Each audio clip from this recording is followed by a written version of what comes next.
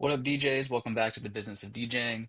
This is Jamie Selects, your host. Before we get into the episode today, I wanted to do a quick shout out to a new tool I just launched called DJExpenseTracker.com. If you haven't done your taxes yet, you can go ahead and use this tool to use AI to automatically categorize your DJ business expenses. Super easy. All you do is link your card. AI does the rest. Super easy to use. If you use the single card for your DJ business, then you can have your expenses categorized in just a few minutes. So go ahead and check it out. DJExpenseTracker.com. And here's the episode. Welcome back to the business of DJing. Today I have Chase Morgan on the show. Chase, welcome.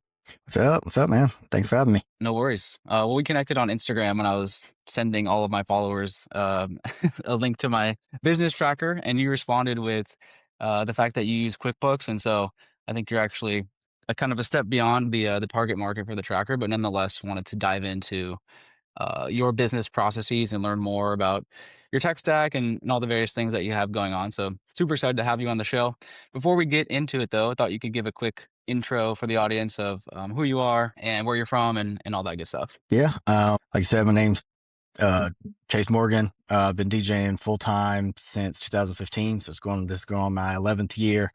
Started DJing in 2013, kind of just, as a hobby. I always loved music. I was like, oh, this seems, pretty cool. I had a coworker that was actually a DJ. So I used to go out and kind of visit him when he was at work, and, he'd kind of tell me stories. I was like, man, that seems pretty cool. So post college, I moved to Winston-Salem, which is about an hour north of Charlotte, and there wasn't much to do. So whenever I would get off work, that's what I would just go practice DJing, and that was kind of it. You go home, go to work, go home, practice. Eventually moved back to Charlotte, started DJing part time. As I was working, it just kind of grew from there. I was fortunate enough to get in a position where I could do it full time, and it's been my full time thing for the last 11 years. And I mean, it's been an interesting ride. It's been an interesting journey. There's definitely the ups and the downs, but I wouldn't trade it for anything. Awesome. Can you recall like what your first paid gig was and what was that transition like going from, whatever you're doing previously to full time into DJing? Yeah, I can remember my first paid gig. I, if I'm not mistaken, it was a like a dance competition at the House of Blues in Myrtle Beach. My same friend, DJ Alex A, down there in Myrtle, he that I had worked with previously, he was having an event, so he brought me down, and I got to like open for him and kind of play the breaks in between the performance and stuff. So that was pretty cool, for that to be like one of your first paid gigs. Yeah. I guess it's a hard question. If you asked me what my first paid gig was, I probably couldn't tell you. Yeah, I can't remember. Yeah. Um, well, cool. Well, just on that note, knowing what you know now, is there anything advice that you would give to yourself from back then, based on everything that you learned in your career so far? Yeah, I probably would tell, early me to definitely focus more on the business, and especially before you make the leap to full time. I just kind of did it. Which, I mean, sometimes you gotta bet on yourself and take the leap, and um, sometimes you just gotta do it. But I definitely would have maybe been more intentional about like business structure and business and um because back then it was just so music, music, music. That's all I wanted to do was DJ. And, I didn't really think about, the business side of things. I didn't really think about, how to structure your business, or even like a lot of the things I know now of, how to structure it for taxes and how to structure your business. If you want to expand, or if you want to, even like, I've the opportunity to acquire another DJ business, comes available. There's certain strategies that I definitely would have implemented earlier Okay, if cool. I had the chance. So on that note, can you give a brief overview of maybe like the eras of your business, would you say? Like when you're first starting out, you kind of have no idea what you're doing. You're like you said, it's about the music. You're like, oh, I have money coming in. This is cool. So from like there to where Yeah. you're at now, are there like any key like era highlights that you might say that your journey has taken? Yeah, definitely. So like for when you're first starting out, you're getting paid on the weekends to do, bar gigs or whatever. And you're like, this is so cool. And, I'm, I got to the point where I was like, man, you know what? I make more, DJing than I do in my 9 to 5, and I don't really like it. So yeah, let me make the jump. So that was definitely a big one of, all right, let me do this full time. I think it's something that I can do. It's something I think I can be successful at. So yeah, that first era was kind of defined by, just learning how to DJ, getting out there, making money. Um, being like, man, this is like super cool. I get to play music on the weekends, or, I get to play in cool places, and, you start to meet people, and people start to recognize you from, kind of the bar scene. Cause, like when you're in your early 20s, like that's super cool. That's like super important to Yeah. you. So like, it's all, like it's the coolest thing where Bar you're scene like, is life. bar scene is life. Yeah. You're like, oh man, you're like, I can do this forever. um, so, yeah, so I would say that was kind of the first couple years. I also got into doing weddings, those first years, just because, you could make money doing it. I think it really helped. I think doing weddings really helped set me up for where I am now.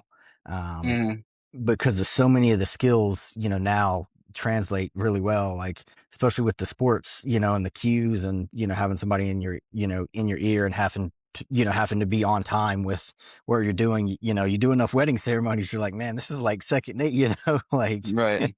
this is like second nature. So yeah, I'd say that was like the first couple years.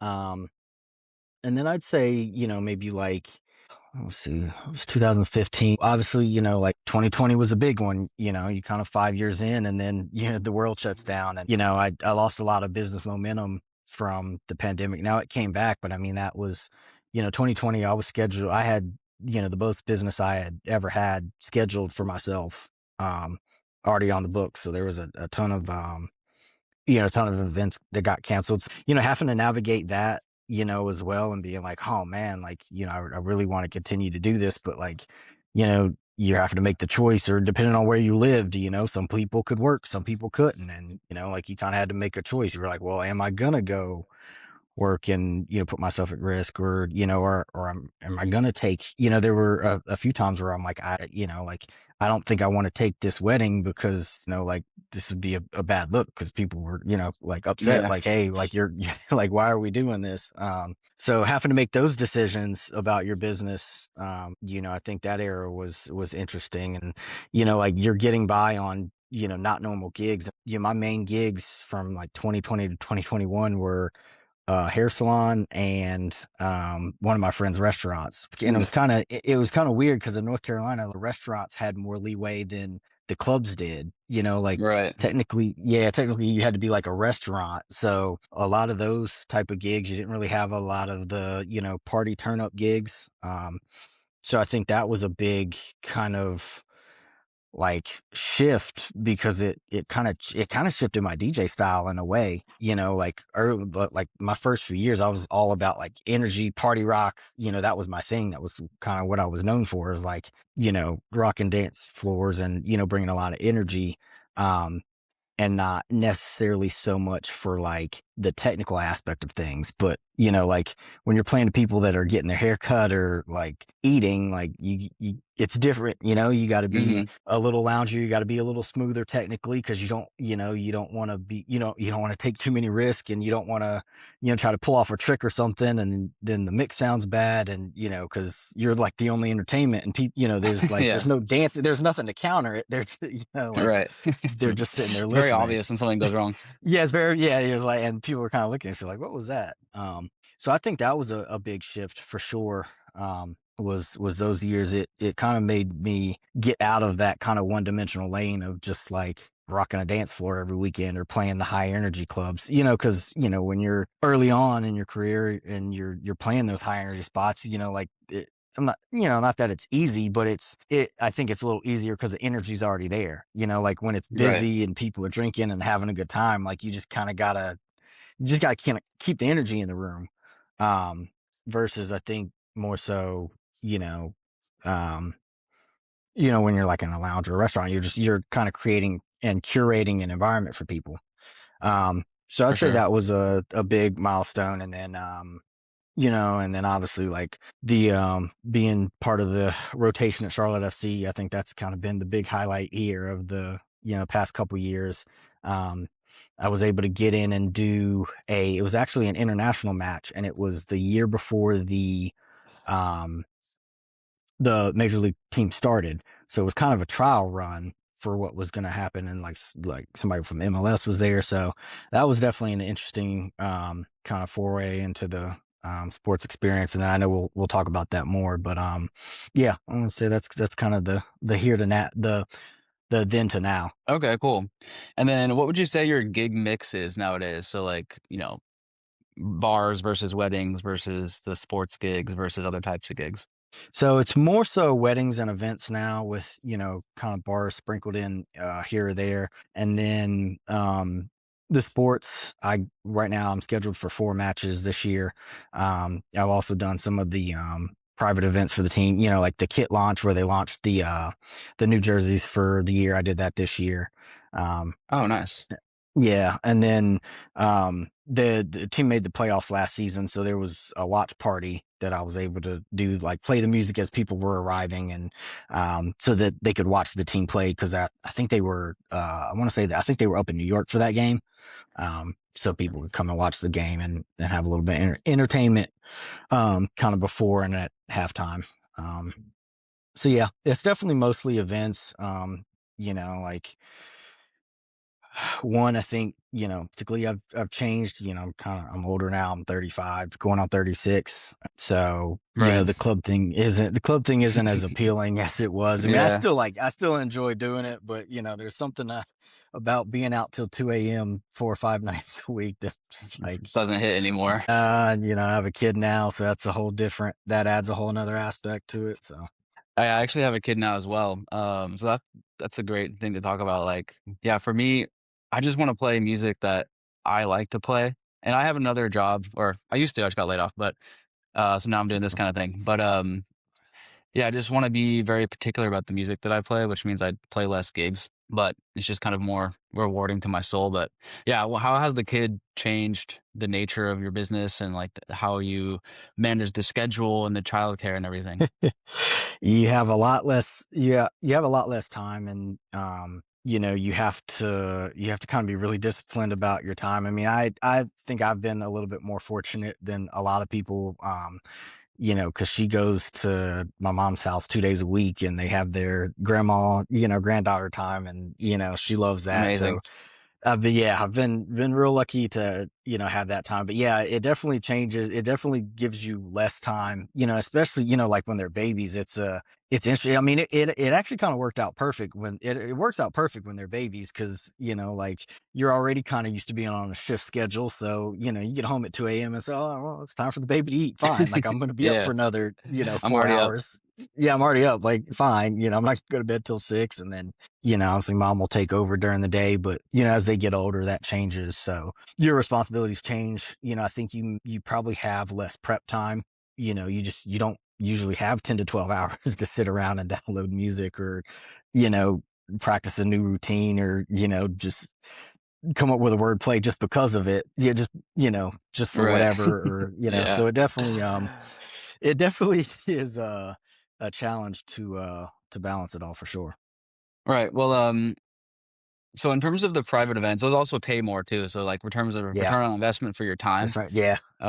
it's definitely way higher. And then like the more kind of elevated event you do, the more elevated client you can do, the more money you can make. So that's kind of where I'm at right now is like rethinking through like what my DJ brand is and how I want to position myself in the market. And what I've decided is I really want to be in like the corporate activation space. I feel like Nice. that kind of gets to a place where I can play the music I want, but also like demand a higher paycheck. So I haven't really since I just got laid off recently, I haven't had a ton of time to start that rebranding, but that's kinda how I'm thinking about it.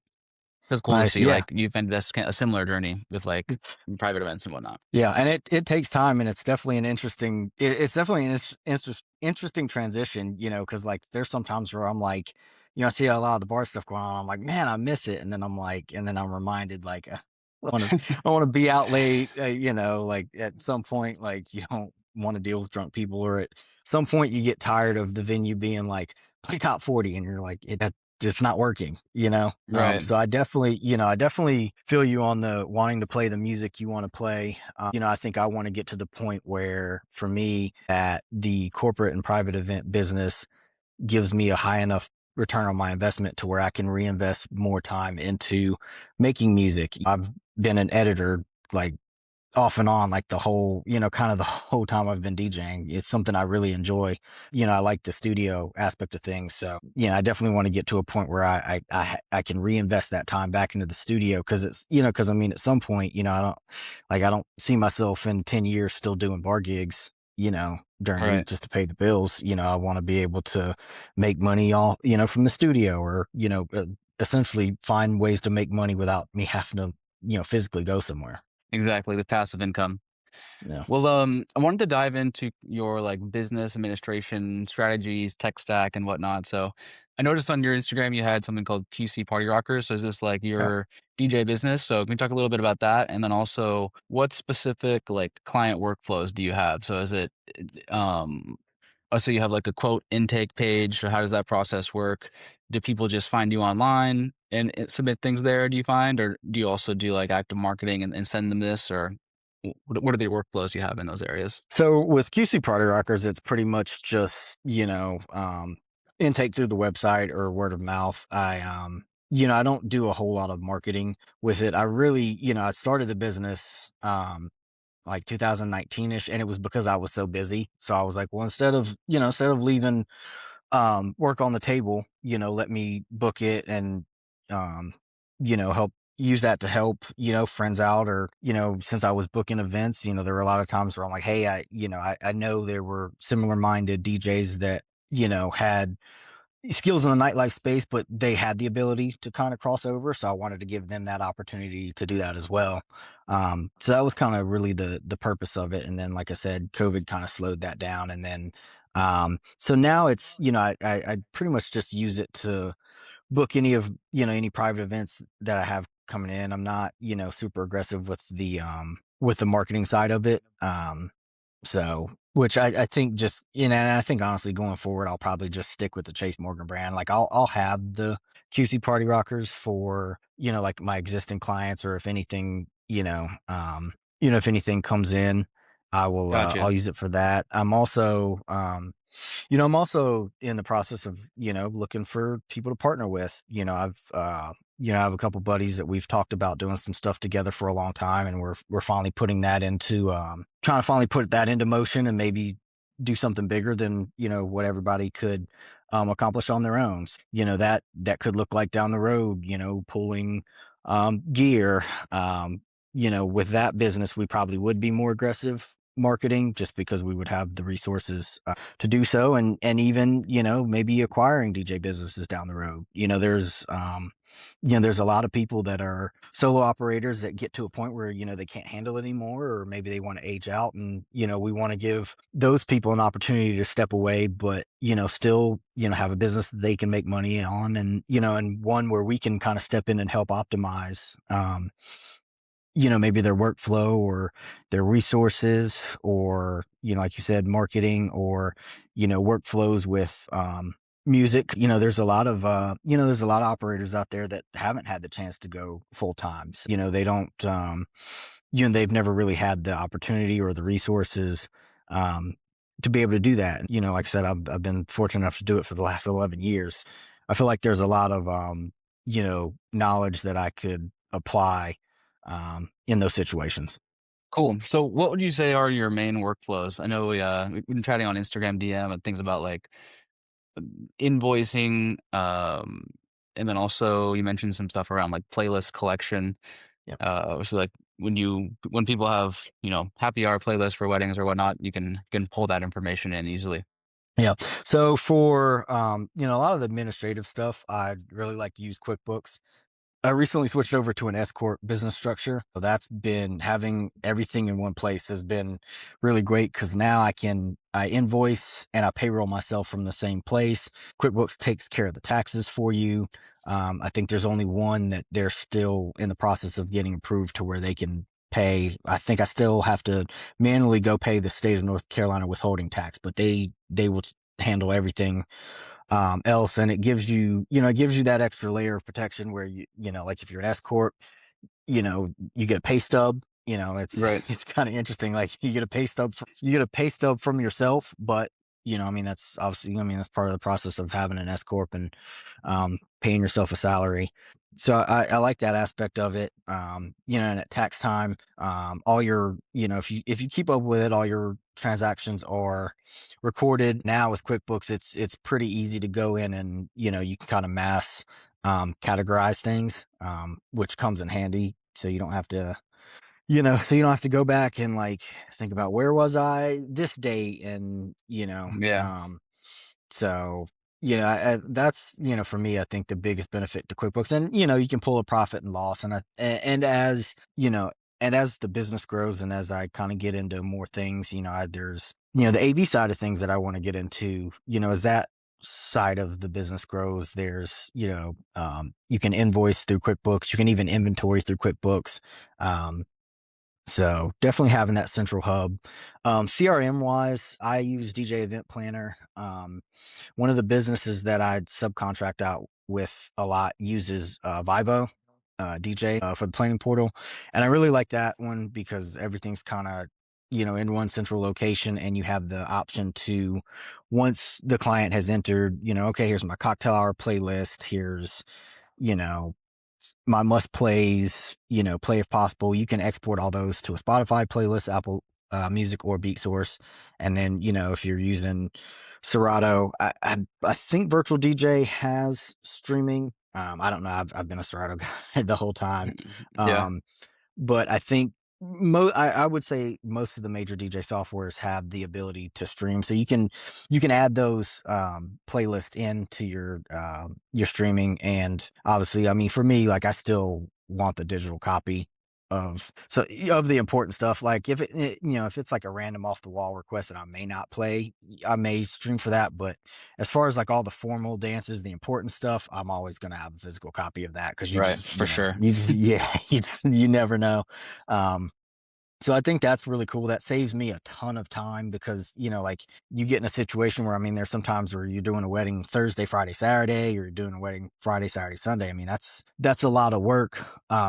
That's a lot of time it saves you by being able to just export those playlists, and it does a great job of, you can make it one playlist, or you can split the playlist by section. So I like it because it splits it into like, Mm. all right, here's pre-ceremony, here's ceremony, here's, you know, bridal party walk, bride's walk, recessional, cocktail hour, dinner, must plays, play if possible, do not play. Like you're literally able to export to each specific section of your timeline. So that also helps you stay organized, because when you drop it into Serato or whatever your software is, the label stays the same. So it's easy to Mm. go, oh, okay, the wedding is, you know, three, say there's one this Saturday. So it's 3/28/26, and then it'll have all your sections. So that helps keep you organized as well.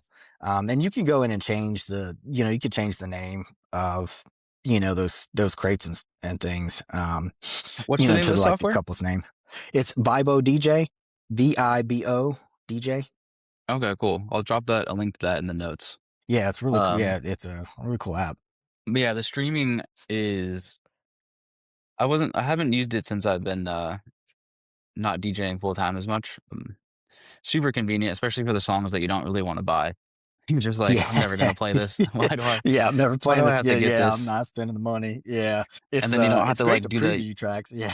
yeah, or the YouTube to MP3 Oh my like god, sketch yeah, I hate downloaders. yeah, it's just like, I don't wanna do that. Yeah, so it's definitely been a cool kind of, yeah, I'd say that's also kind of like a, kinda like a career landmark, where you're starting to see some of the technology integrate, and you're, like, it's like, do I tell people, like, do I tell people I can pull up whatever song they want? Right. Like, or Yeah. or do I really Exactly. wanna share that information?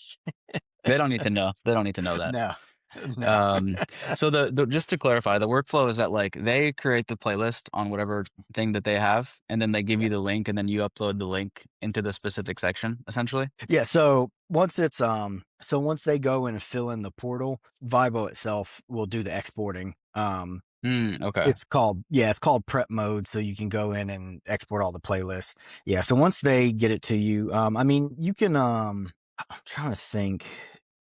Yeah, I think they have to enter it in and then Viber will pull it up for you. I mean, sometimes people will text me links to playlist. I mean, and now with the streaming, that's super easy to add too. So like Right. even if you don't, even if it's not integrated into your CRM, it's still I would say it's still a lot easier now because you can just drop those playlists in and then help keep you organized. And I think for like music discovery, the streaming has been great too because a lot of times I'll use it to preview tracks. I'm like, okay, I like this, I don't like this, or music comes out so quickly now.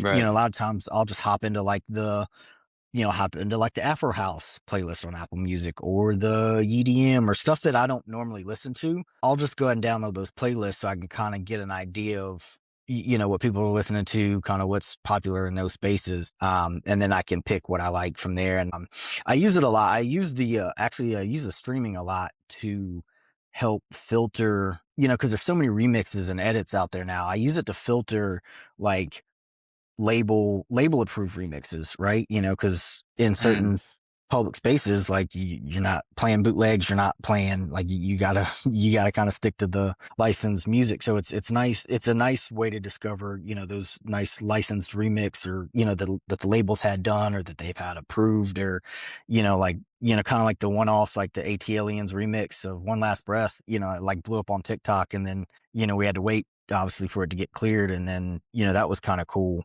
um, because you're able to obviously play it. I mean, and now, I mean, it's to the point where there's like a lot of DJ edits on, Apple Music. The now Beat Source has, the dedicated editors where you can stream and the editor and the artist gets paid. So that's right. really cool. But yeah, but I mean, I kind of say all that to say is, it's definitely a great way for me to integrate, um, and save time and, same thing with like the Lexicon software. A lot of times I will use that it's got a track matcher. So a lot of times I can pull like the Billboard Top 100 and, it's not like 100% like bulletproof. Like sometimes it misses some tracks. But it's still pretty good and it'll show you in your library, it'll show you what of those songs that you have. So it shows, so you can go see what you're missing.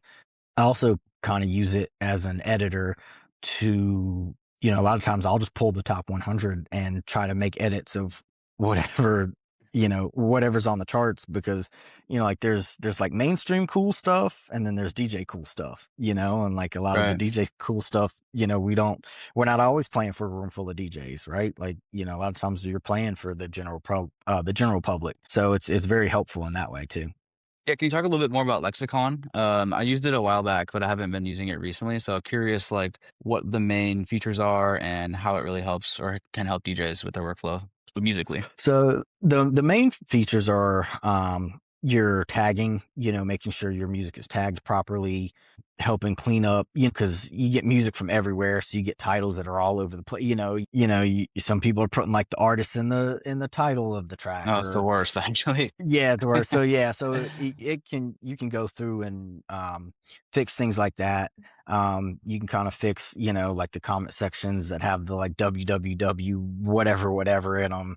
And you can so it's mainly like for like tagging and library management, but I honestly don't really use it for that, that I'm a little bit scared of like math tagging things because I've actually had that happen where like I wasn't paying attention. I like tagged a bunch of songs alternative La Rock that weren't. So like Yeah. forever, yeah, and a bunch of stuff that didn't fit. The main thing I use it for is the track matcher. Obviously like you can so you can pull straight from the Billboard 100. You can pull from the Shazam charts. So Mm, let's say you're a traveling DJ and you're supposed to hit, say you're going to go to Chicago next week.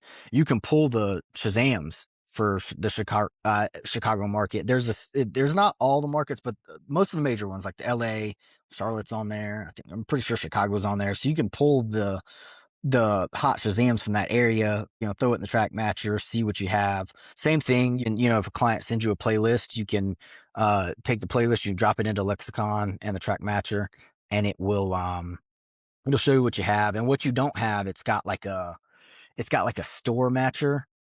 Mm, Almost so like if you don't have it, it'll show you where you can get it, and you can go like it'll have a link. It'll like you can preview it. You can go straight to like Apple Music, Amazon, whatever, and purchase it if you don't have it. So those are kind of my main workflows for it. I mean, like I said, I don't really use it for the library management. They had classic charts. I'm pretty sure it's still in there where like, let's say, there's like the 1970, like let's say you're doing a 70s, 80s party where you can go through and you see the top charts for, you know, each year, 70, 71, 72, 73, so on and so forth. And you can do the same thing. You can track match for that. You can see what you have, what you should go get. So that's where it's most helpful for me. right. The tagging, yeah. Now that you're saying that, it definitely rings a bell, and that's why I was using it because I always felt like the hierarchical folder structure of like an iTunes and crates Oh my God, is kind it's of like not very useful anymore. Like what's more valuable yeah. is being able to add multiple tags and then you can just search those tags. Mhm. Yeah. And then but the problem with like iTunes or Apple Music is that when you add a tag, it like erases the other tags. Mhm. Whereas like if you just want to add a new tag, a net new tag, there's not a great workflow to do that. But Lexicon was able to just like net new add versus like overwrite what was already on there, which is Overright. super Yeah. useful. Um, well, cool. So DJs, if you haven't checked that out, go check it out. Wanted to revert back to the QuickBooks and like the dashboarding. Remember you were talking about you tracking various sources of revenue. So have you used it for that, or is there any metrics that QuickBooks give you, or maybe that you would like to see from some kind of DJ business tool where you're like, okay, this is the health of my business. Like some things that come to mind for me as I think about like the future of my DJ expense tracker tool that I'm building potentially in the future, instead of just like an expense tracker, doing things like trying to figure out a way of giving DJs metrics like revenue per gig or things like that, where people can actually try to pick specific metrics on the health of their business and then aim to improve those. So I'm just curious if you have any like a wish list of those kind of metrics. Yeah, I mean, I think you hit it like right on the head. Yeah, I would love to be able to see, per gig, um, per invoice. I'm not sure if that's something you can do in QuickBooks. And I mean, if you can, it's probably complicated. You probably have to create a report. Um, so yeah, definitely would like to see revenue per gig where you could kind of, it'd be nice to like input your mileage, your food, um, break down your gear cost, because whenever I go to buy equipment, a lot of times I'll try to, think, okay, I've got, 50 weddings this year or whatever the number is. Well, let me spread this cost out over, 50 weddings and see if it justifies it. Buying it, because sometimes it's like, like I have a mic, but it works. But you know what? Like, I want to get this one because it'll sound better. Or, after a while, you're like, oh man, this, like that speaker bag's looking a little rough. Let me, Yeah. let me grab it. Or, or like for me, like the new RCF, the J9s just came out. And for a while, I was like, I don't know.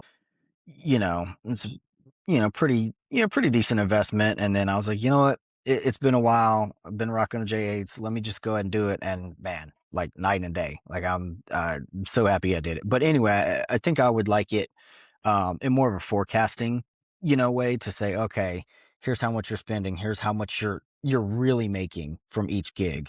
Because that also Right. helps you price. That also helps you price, and I think it would be cool if you could show that breakdown to somebody. Because we've all had that conversation of, man, why does it cost so much, or why is the rate what it is? And then I think that'd be super cool to be like, all right, well here, like I'm not charging this just because I want to take Right. all your money. Like here's how it breaks down. Here's what I have to spend on gas, food. Here's what I have to spend on insurance. Here's what I have to spend on the equipment. Hey, listen, you're having a 300-person event. I can't just show up with, two 10-inch speakers and, a controller. Like, I need to bring out, maybe my 15s and my subs, or, hey, you've got more lighting needs than a different event. So I think that would be really cool.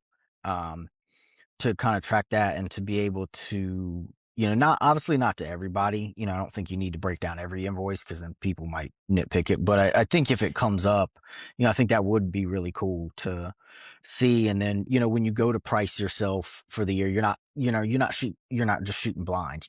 Some people are like, oh, well, I'm just going to go up $100 or $200 or $300 or whatever without really any, idea of, Right. why they need to go up, where they need to go up. Like, maybe your ceremony's too cheap, but you don't know that because you don't know how much your ceremony gear has cost you versus your reception gear. And you don't, you may not have that picture um right in front of you. So I think that would be super cool. Okay. Yeah, cool. Yeah, that's one thing I've been thinking about is like how can you associate certain expenses with a gig so that way it gives you a better breakdown of like what was the profitability of that gig.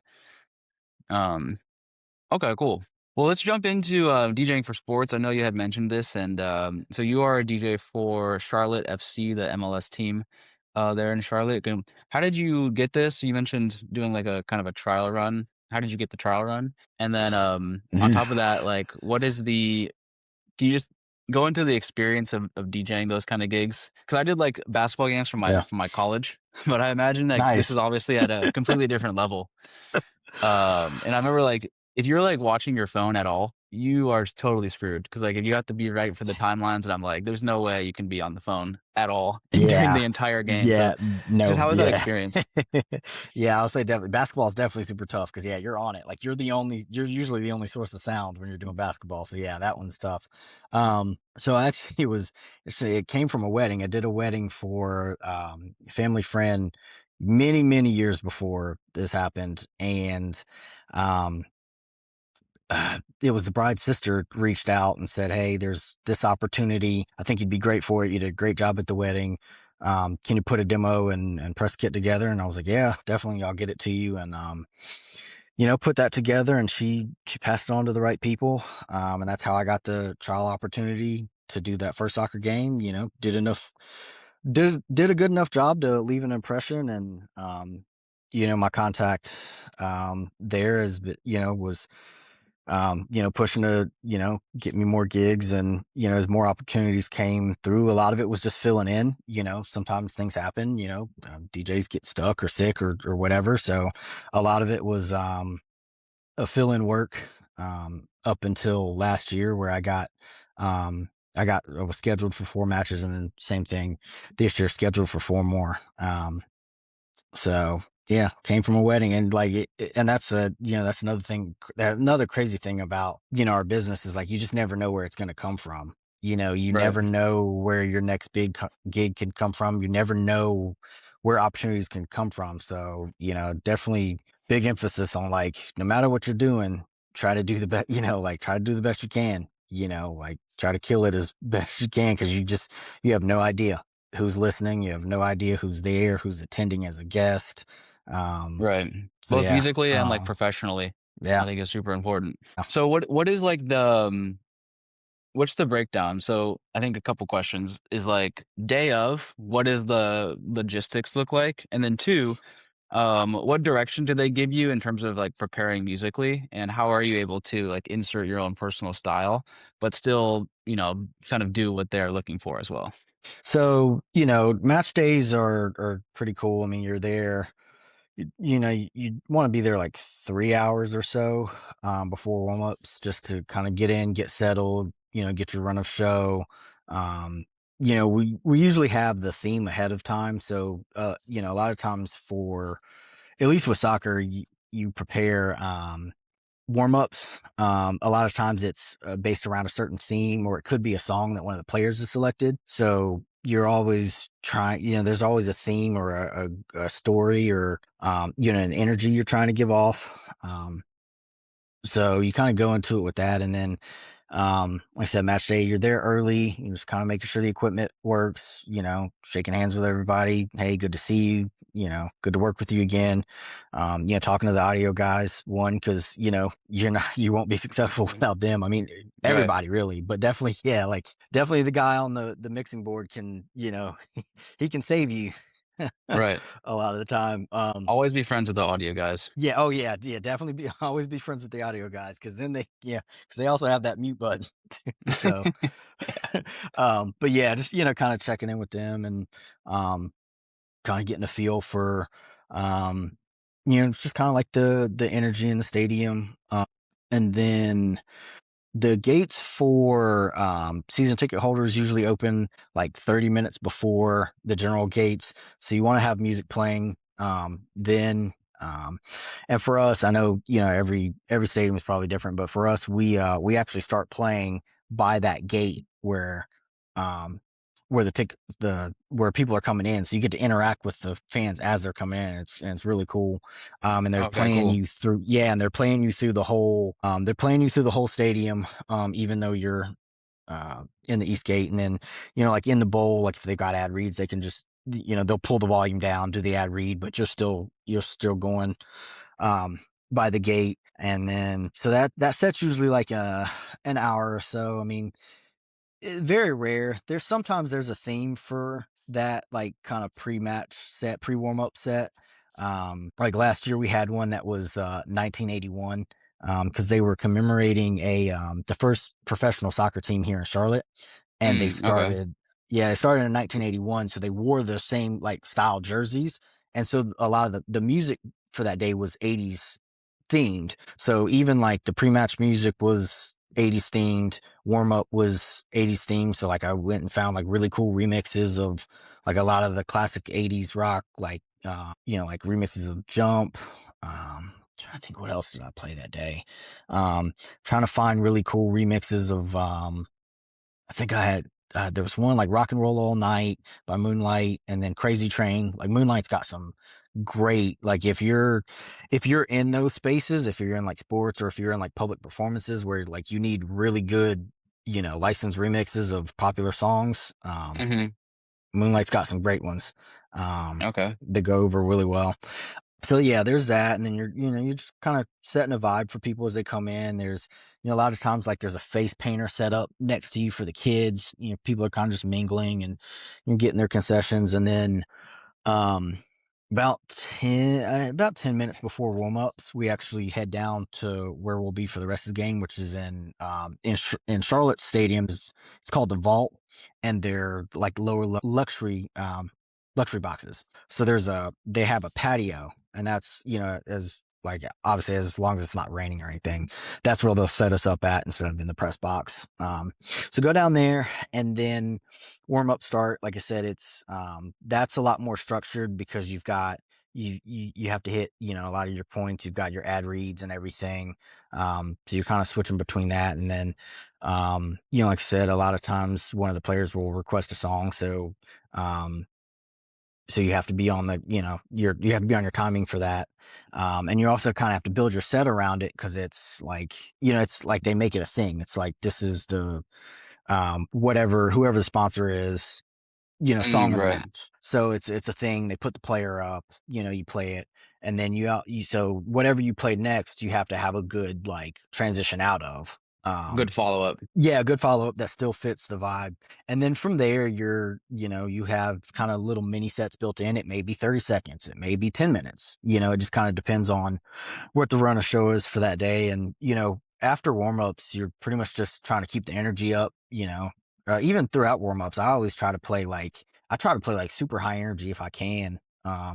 Just that way, I was like, I grew up playing sports. So like, I kind of, obviously like nowhere near at the level of a professional athlete, but the effect was still the same. Like music always motivated me. So I try to apply that, same mindset, during for my warm up set. So like, oh, like let's hype it up for the guys, like, Yeah. Do you give good play energy. during the So match, or is it just like in breaks of the game? Because yeah, soccer's interesting because like it's long periods of play without breaks, whereas like basketball or like a football is like more breaks that than game. yeah, So how does that yeah. play into like what the set's structure looks like? So yeah, with soccer, that you're not allowed any like music unless like obviously like if the home team scores a goal, play the goal song. But yeah, no, beyond that, you're just kind of paying attention. But I mean, you can't completely like zone out, because I mean, things can change very quickly. Hmm. You got to be ready. And then, halftime sets, and Okay, yeah. depending on the result post game, you might play a couple songs, like if they win, you'll play something, high energy, or maybe we'll pick something that the crowd's familiar with. I know for like the inaugural season, like Whitney Houston's Dance with Somebody, was a big song to play when they won, so you might play that. Fight for Your Right to Party, by the Beastie Boys was a big one too, so sometimes we might play that or incorporate it somehow post-match just 'cause the fans are familiar with it. And then you're just kind of keeping the energy up to celebrate the win. And then a lot of times we don't play a lot after. They kind of want people to clear out and go home. So there's no like Right. hang out. Yeah, there's no like hang out at the stadium for another hour or anything. Right. Yeah, so you're just kind of out. And, like I said, it depends on the result. Like fortunately, knock on wood, I think I'm 5-0-1. So no losses. I haven't had to Oh, wow. play any like, yeah, I haven't had to play That's any cool. like I guess sort of happy music, but not like too hype because we just lost. Like I haven't Yeah, had yeah. to That yeah middle ground. yeah, I haven't had to hit that middle ground yet, so I've been lucky. Oh, cool. Well, awesome, man. I really appreciate all this time. I think I like to close it Uh, out always talking a little bit about music. So, kind of two questions. Like, how would you describe your current DJ style? I know you said you've gone through like various eras similar to your DJ business, but musically as well. So, how would you describe your current DJ style, what you like to play? And then also, like, what do you listen to when you're not DJing? Wise now, I'm kind of all over the place. I'm kind of like just trying to play cool stuff. I'm trying to balance, like taking gigs, to pay the bills and playing what I want. I feel like I've always been pretty diverse, musically. So it's probably a little. I'd say it's more selectively hype. I try to pick my spots now. Um, Also, now I feel like I'm a lot, like, technically better, so I try to be a lot more musical now, like, I wanted to learn to scratch and, I'm alright, I can give some nice flavor and variation to kinda what I'm doing in the transition, so, yeah, I'd say probably, like, more musical and, like, more incorporating that ear that I'm developing for production and for editing and, for music and kinda trying to incorporate more music theory into how I DJ, especially in, a lot of the places I find myself now, because they're not traditional places where you would find a DJ. So I try to make it pleasing to listen to. Yeah, I would, if I had to describe it, I'd say ear pleasing is my style now. Awesome. And then yeah, and then music I listen to, like, everything, man, like, from country to, R&B to Afrobeats, like, I mean, like, I love listening to music where, like, someone like actually can like a singer that's really good, like they're not out of tune. I love listening to acoustic stuff or live. Like I love listening to like try to see who like can really sing live versus who's Hmm. like, got the auto tune support, which is fine. I mean, like I don't knock it. I just really enjoy like the Adeles, the Olivia Dean, Sienna Spiro, like that kind of style, like where you're like, wow, like Whitney Houston, you're like, man, like I can really sing. So yeah, and then like big on the West Coast stuff. I love the new West Coast stuff, old West Coast stuff. I'm originally from San Diego, so like Oh, for real? that, yeah, yeah. I was born in Oh, San wow. Okay. Diego, I so actually lived there. yeah. No way, that's awesome. Yeah. I I was lived just there there last year. before. That's actually where my wife and I met. But yeah, I lived there Nice, basically after COVID for a couple years before I went to New York. But they have an MLS nice. team Okay, too. yeah, Yeah. yeah. They just got that new franchise. Yeah, not too long ago. So yeah, that's big. Yeah, big on the West Coast stuff. Like I love trying to keep up with the current, like I'm in North Carolina. Like some people like respond to it here, but Yeah. not really. But play it when I can. Um and then, I try to keep up with like a lot of the dance music stuff, even though I don't really get to do those gigs as much as I would maybe like to. Um, Love drum and bass, love trap, love future bass. I like I like a lot of the dance music that's coming out. I like a lot of the new disco. Like I really like I'm actually glad that that's kind of like the wave right now because I love disco, love funk, like Earth, Wind and I Fire see it. type. Got my disco book right here. Yeah, nice, That's my nice. shit. Yeah, yeah, good. And it's cool to see those artists, like the Party Pupils, Godfather, Manager Mike. It's cool to see those like disco artists finally like get some shine because like it's the music's really good. Like yeah, I feel like it's a really good continuation from the disco and the funk of the 70s and 80s, and 90s 2000s was really different. You didn't really have the like soulful funky stuff other than like Bruno Mars. He was kind of the only one doing it. Like Hmm. now I think it's really cool that it's come back and like you're incorporating it into house, and Bruno's got a new album, and then like last couple years, maybe 2 years or so, like a lot of the female artists were crushing it, kind of doing that like 80s disco sound, like Dua Lipa Hmm. had a couple bangers. Lady Gaga had some good ones. Charlie XCX had some really good,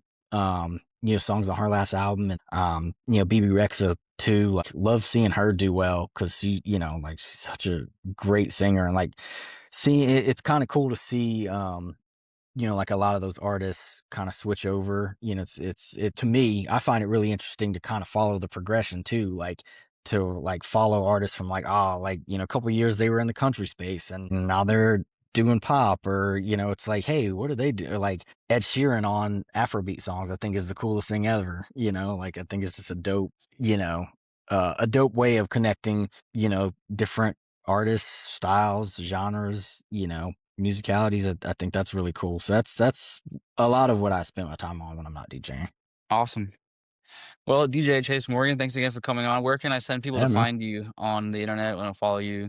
My Instagram, it's simple at DJ Chase Morgan.